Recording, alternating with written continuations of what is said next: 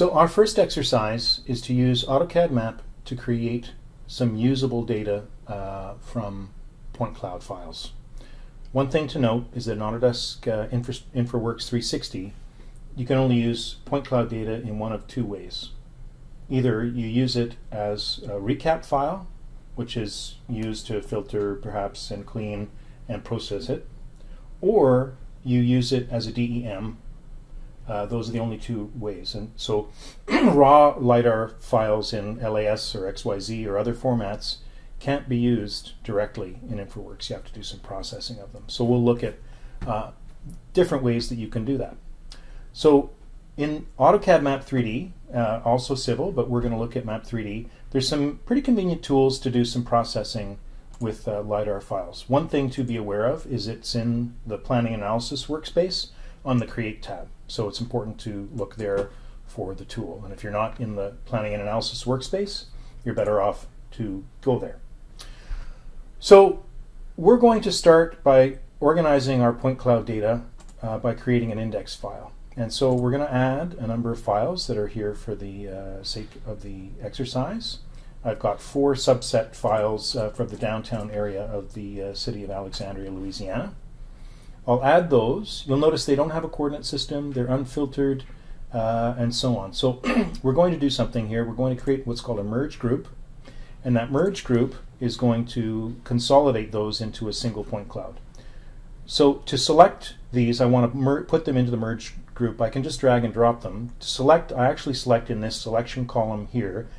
This does not actually lead to the thing being selected. I can't drag and drop it from there. I have to use these little selection bars. So I grab the 4, put them into the merge group, and there we go. So that'll create a single point cloud file out of the result. And I want to name it something meaningful, so I'm going to say downtown 4x4.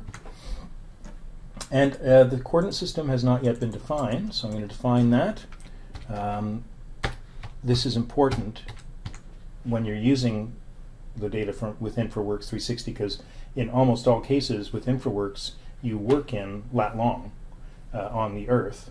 So if you've got projected data, you have to make sure you've got it in the correct coordinate system, or your data is not going to end up in the right spot.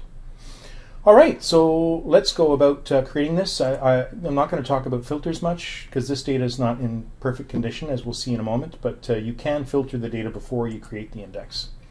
So let's generate it. I'm going to pause now. It takes a bit of time.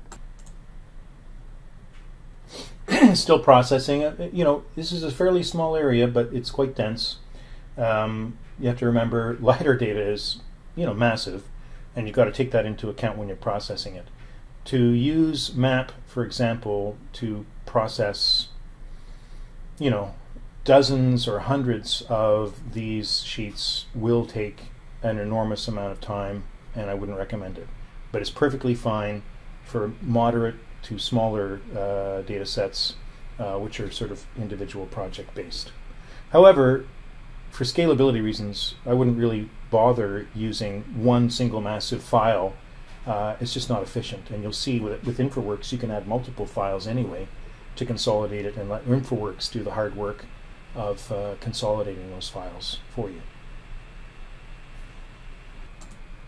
Okay, our index point cloud is created, and we can now add it to the map. And again, to do that, we just pick it and say add to map, and it'll add it. Not the most interesting thing on earth quite yet, but let's have a look. So here we are. The point cloud goes into here.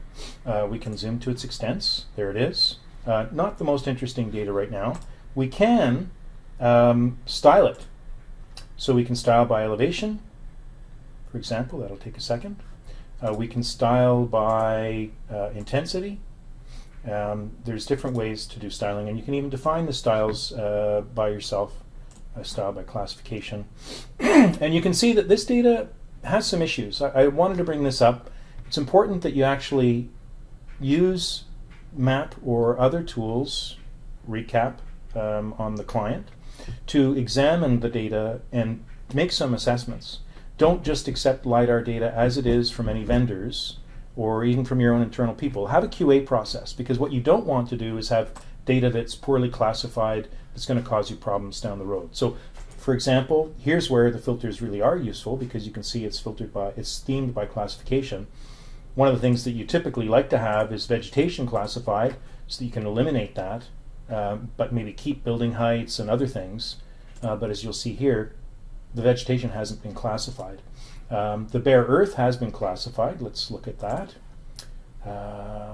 Ground.